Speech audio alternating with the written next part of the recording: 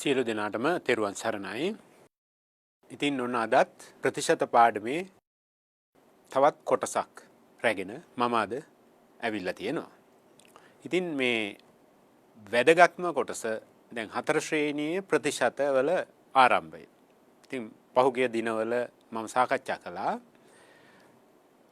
ප්‍රතිශත පාඩමට අවතීර්ණ වීමට මූලික අඩිතාලම සකස් කරගන්නේ කොහොමද කියලා. ඉතින් අද ඉඳලා ඒ අඩිතාලමත් එක්කලා අපි 4 ශ්‍රේණියේ තියෙනා වූ කොටස් ප්‍රතිශත ආශ්‍රිතව තියෙන කොටස් මොනවද? බදු සහ වැල් පොලිය කියන කොටස් අධ්‍යයනය කරලා ඒකේ කොහොමද අර අපි ඉගෙනගත්ත මූලික අඩිතාලමේ තියෙන එහෙම නැත්නම් මූලික පසුබිමේ තියෙන ඒ අදාළ සංකල්ප ටික මේ සඳහා ඇදගාර කොටස් කරගන්න. එහෙම නැත්නම් අපි කොහොමද ඒ අරගෙන එන්නේ මෙතනට අන්නේ කොටස් අධ්‍යයනය කරලා අපි බලමු ඉදිරියට ගණිත ගැටලු සාකච්ඡා කරන්නට. ඉතින් ගිය සතියේ මම තවත් පැහැදිලි කළා මේ බදු පිළිබඳව. ඒ මොනවද අපිට එන්න පුළුවන් බදු?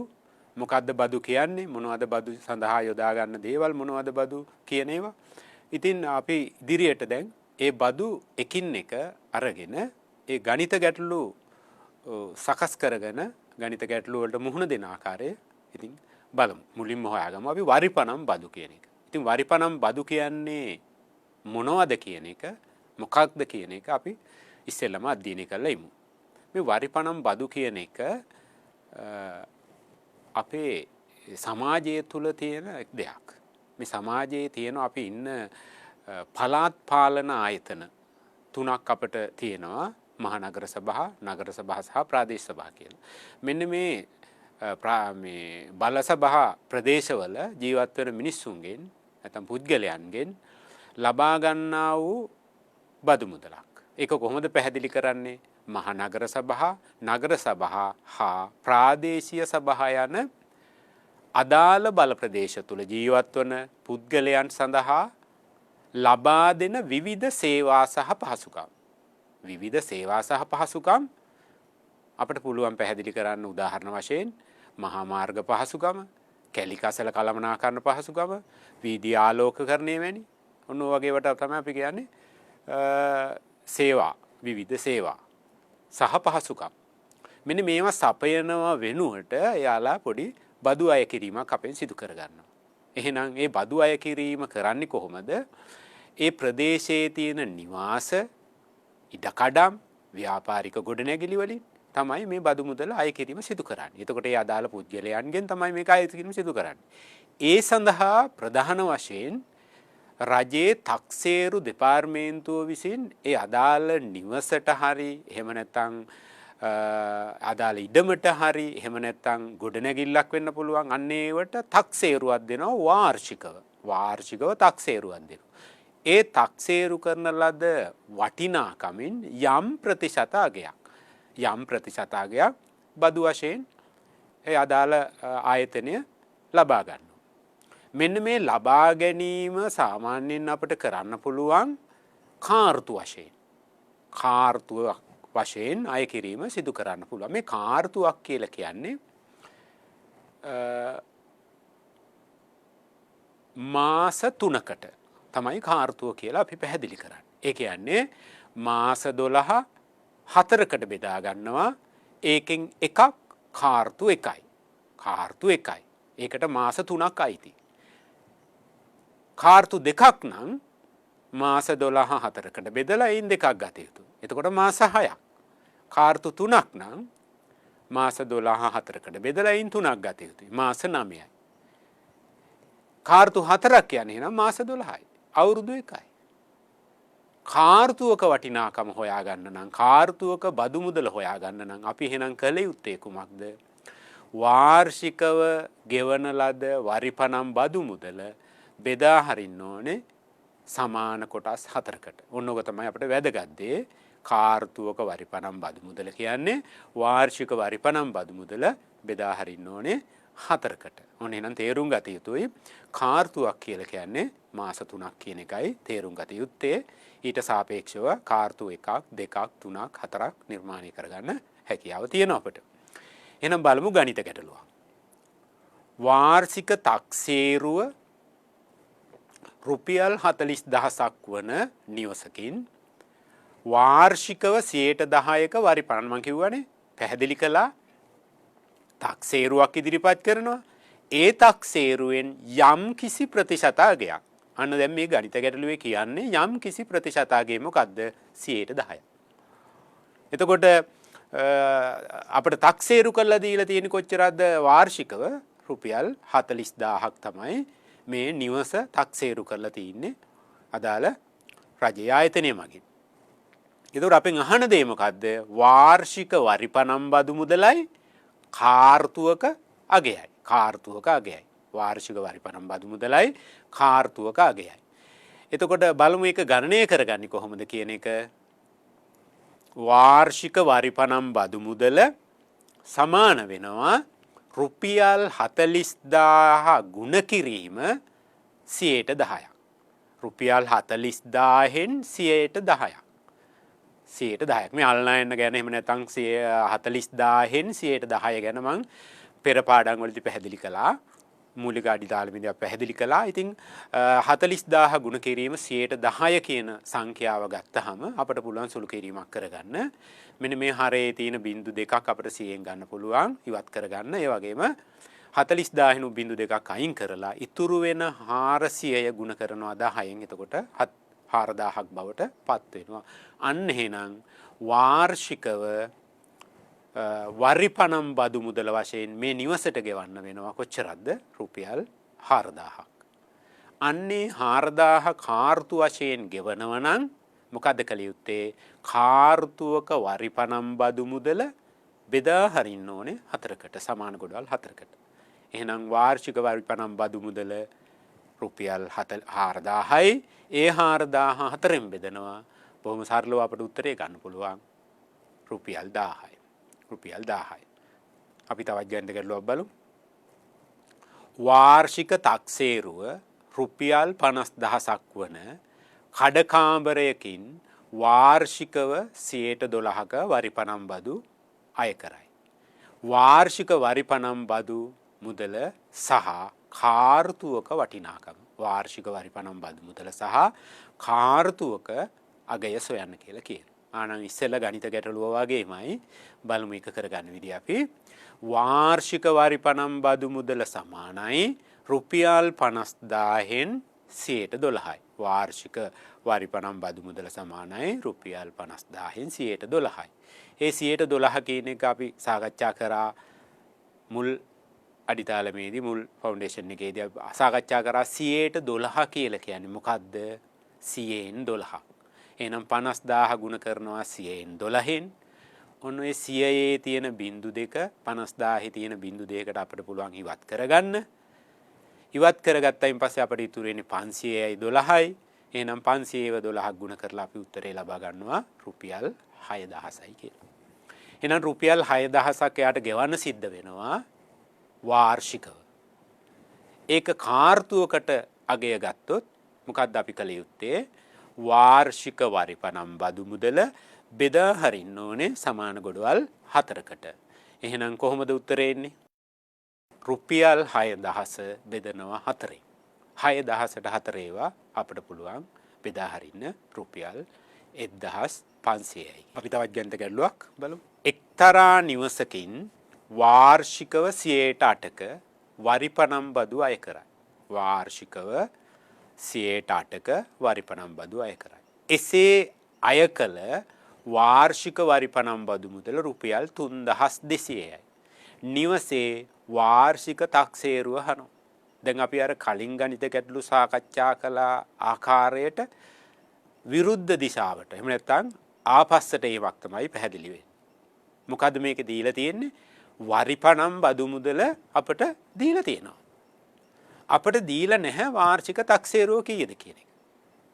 එහෙනම් මේක හදන විදියක් අපි විග්‍රහ කරගත්තොත් එතකොට අර වාර්ෂික තක්සේරුව කියන මුදලින් 100ට 8 තමයි 3,200 බවට පත් වෙන්නේ. රුපියල් 3,200 බවට පත් වෙන්නේ වාර්ෂික තක්සේරු මුදලින් 100ට 8ක්. වාර්ෂික තක්සේරු මුදලින් 100ට 8ක් තමයි රුපියල් 3200ක් බවට පත් වෙන්නේ. එහෙනම් අපිට මෙහෙම හිතත හැකිනේ.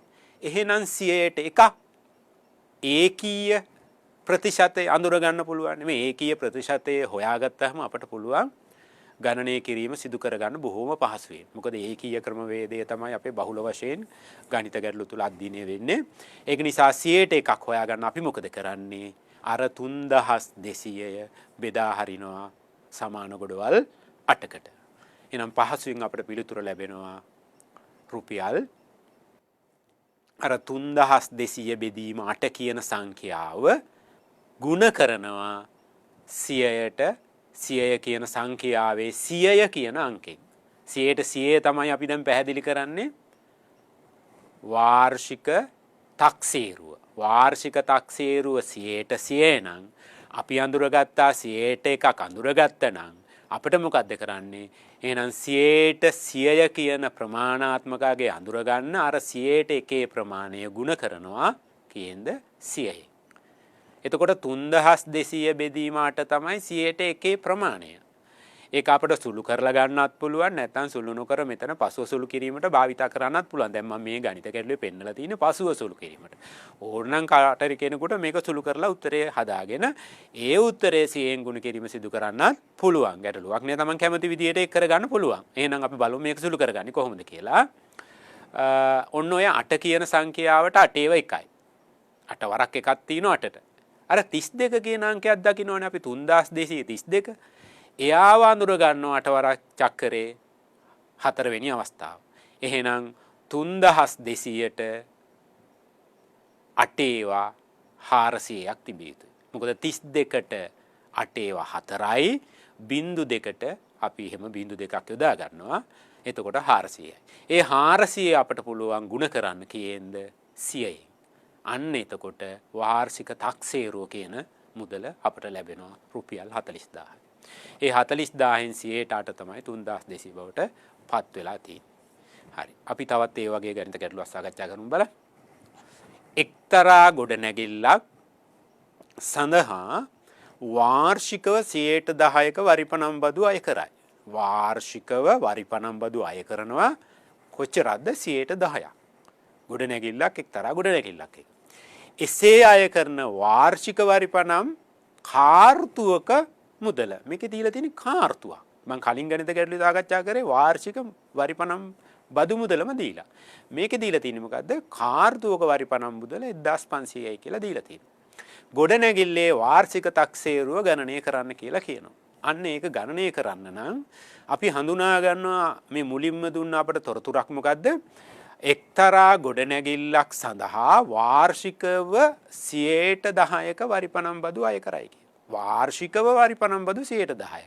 නමුත් ගැටලුවේ දෙනවා තොරතුර කාර්තුවක මුදල රුපියල් 1500යි කියලා. අන්නේ කාර්තුවක 1500ක මුදලට සාපේක්ෂව අපි හොයාගන්න ඕනේ අවුරුද්දකට කොච්චර බදු ගන්නවද කියලා.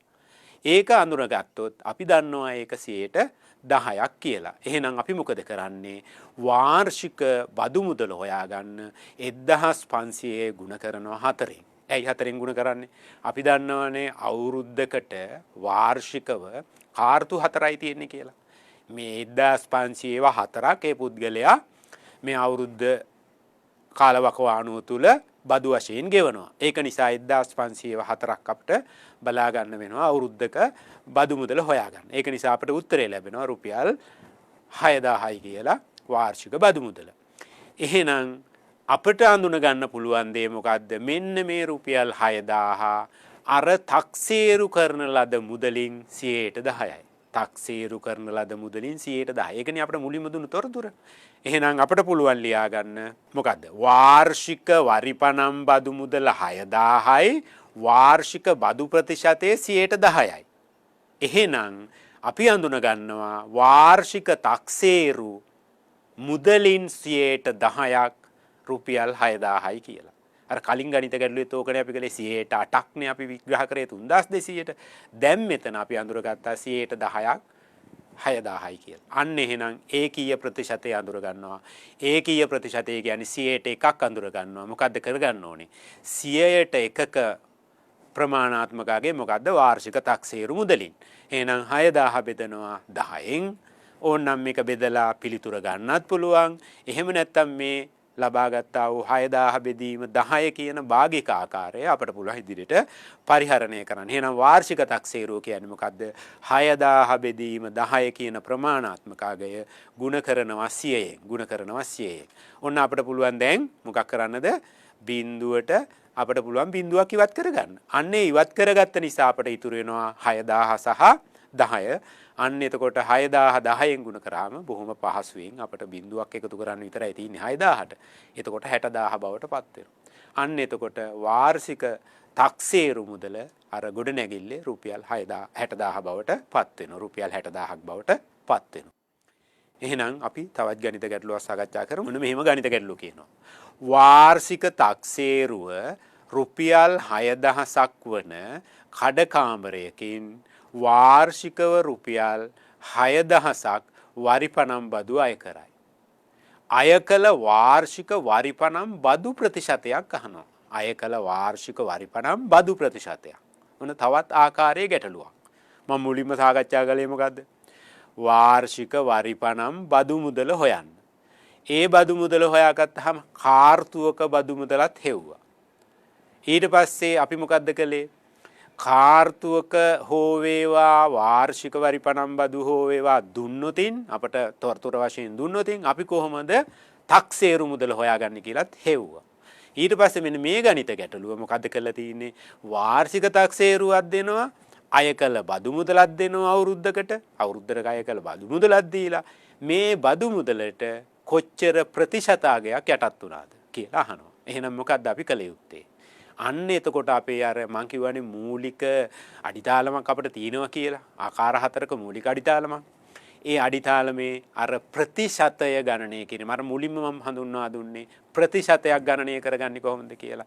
ඒ ප්‍රතිශතයක් ගණනය කරන්න නම් අපිට වැදගත් වෙනවා මොකද්ද? භාගයක් ආකාරය. භාගික ආකාරය. ඒ කියන්නේ වරිපනම් බදු මුදල තක්සේරු මුදලේ භාගයක් විදිහට ලියා ගන්නට වෙනවා. අන්නේ ලියා ගන්න භාගික ආකාරය අපිට ප්‍රතිශතයක් කරගන්න බොහොම පහසුවෙන් පුළුවන්.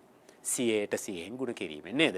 එහෙනම් අපි මොකද්ද කළ යුත්තේ? මුලින්ම බදු මුදල වාර්ෂික තක්සේරු මුදලේ භාගයක් විදිහට ලියා ගන්න ඕනේ. ඒක තමයි අපේ අර මූලික අඩිතාලමක් කියලා මම පැහැදිලි කරගත්තේ. ඒක තිබුණා නම් ඒක හදාගත්තා නම් ඒක අවබෝධ කරගත්තා නම් දැන් බලන්න මේක කොච්චර සරල වෙනවද කියලා ගණිත ගැටලුව. එහෙනම් අපි කරන්නේ මොකද්ද? මේක 60න් 6000න් 6000යි කියලා ලියනවා. 60000කින් 6000යි අරගෙන තියෙන්නේ. 60000ක් තියෙන වාර්ෂික තක්සේරු මුදලෙන් 6000යි ගත්තේ. එහෙනම් ඒක භාගයක් විදිහට විග්‍රහ කරගන්න පුළුවන් 60000න් 6000 කියලා. දැන් පුළුවන් බොහෝම පහසුවෙන් මේකේ තියෙන සමානව තියෙන බිඳු ප්‍රමාණයන් ඉවත් කරගන්න. මොකද ඒ කරන්නේ? බෙදීම. එහෙම නැත්නම් සාධක ඉවත් කිරීම කරනවා. බිඳු තුනක් අපිට බොහොම පහසුවෙන් ඉවත් කරගන්න පුළුවන්. එහෙනම් බිඳු තුන අයින් කරගත්තොත් අපිට 60න් 6 කියලා හදාගන්න පුළුවන්. නමුත් මේ මම ගණිත ගැටලුවට සුළු කිරීම පසුව කරන්න ඒ 60000න් 6000 හැම භාවිතා කරලා තියෙනවා. 60000න් 6000 හැම භාවිතා කරලා තියෙනවා. නැත්නම් කාට හරි කෙනෙකුට ඒක 60න් 6 කියලා හදාගෙන එන්නත් පුළුවන්. දැන් මොකද කරන්නේ? 100ට 100න් ගුණ කරනවා. 100ට 100න් ගුණ කරනවා. ඔන්න දැන් පුළුවන් අපිට අර සුළු කිරීම සිදු කරන්න. මොකද කළේ? ඔන්න මම බිඳු දෙකක් අයින් කළා. උඩ පේලියේ තියෙනවා 100, ඒකෙන් බිඳු දෙකක්. යට පේලියේ තියෙන 60000න් බිඳු දෙකකට අයින් කළා. ඔන්න තවත් බිඳු දෙකක් අයින් කරගන්න පුළුවන් නේ.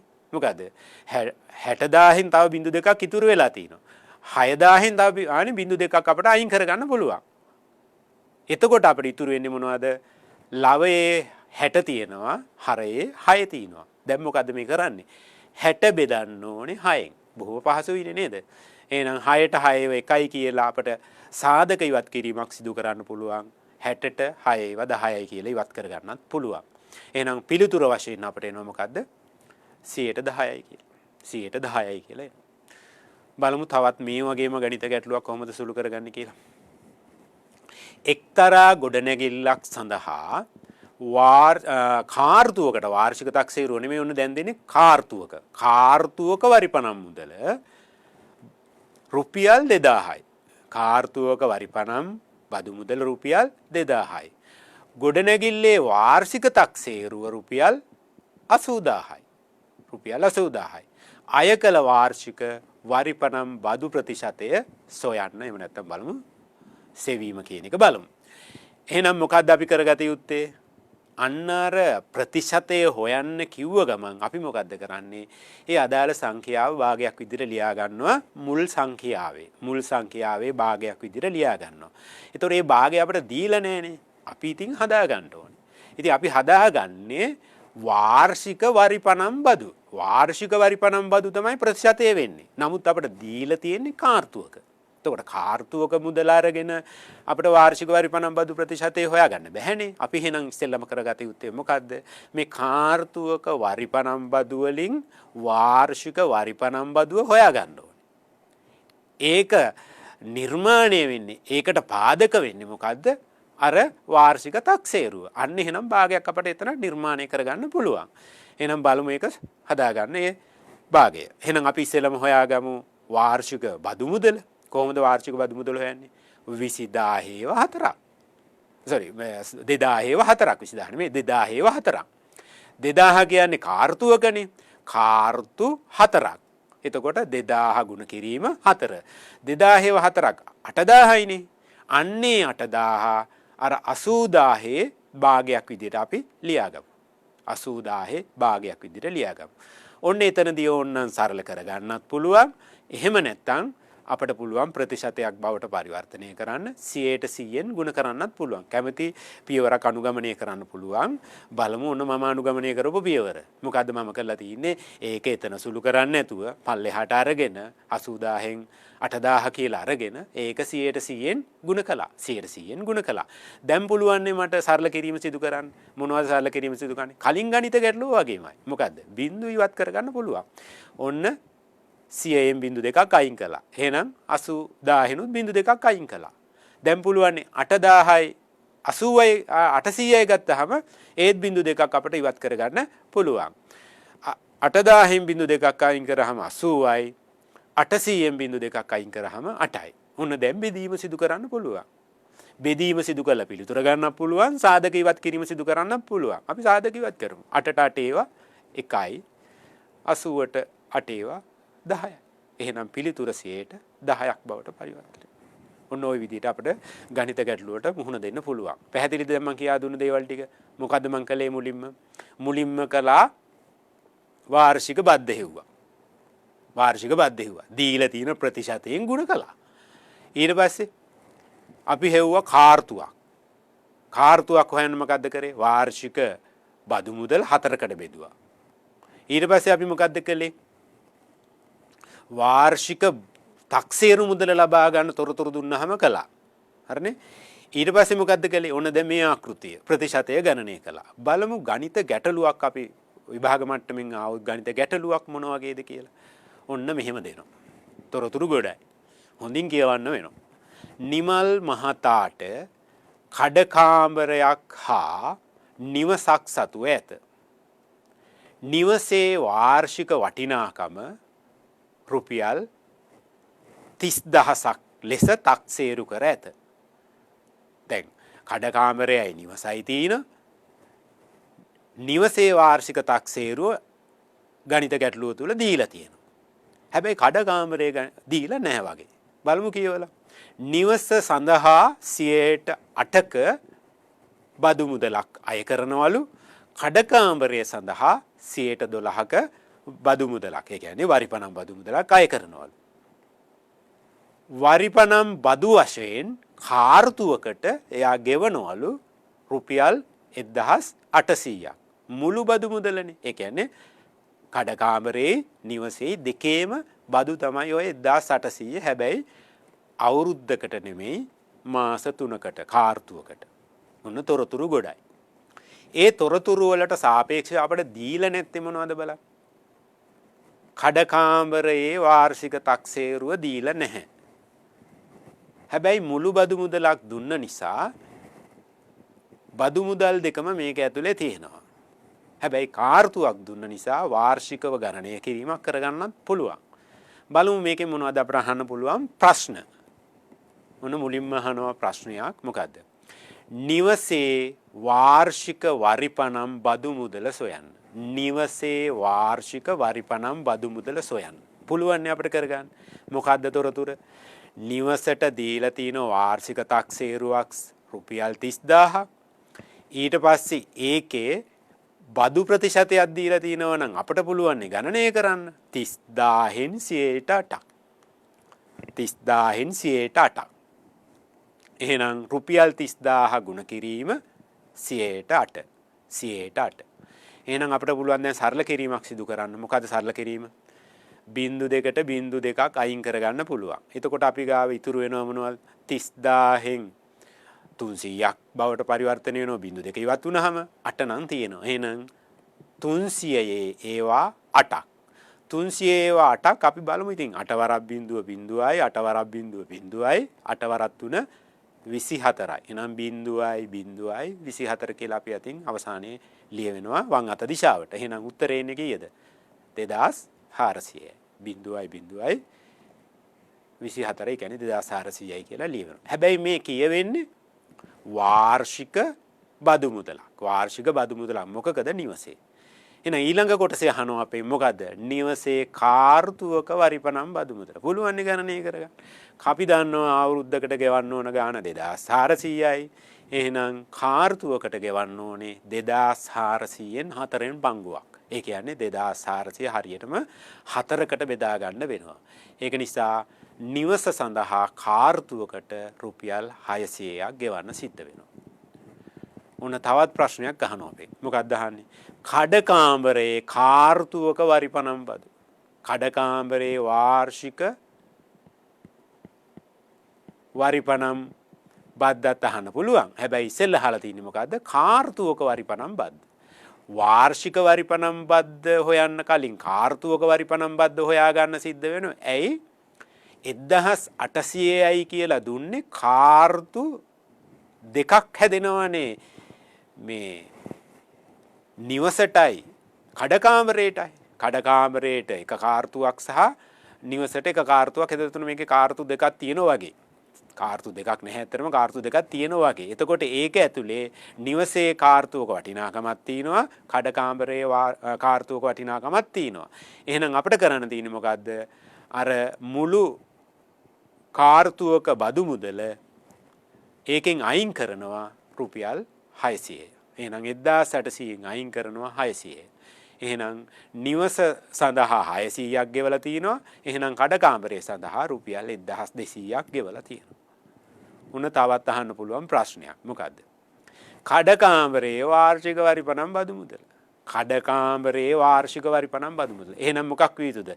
1200 ඒවා කීයක්ද යා ගෙවන්නේ? එහෙනම් 4ක්.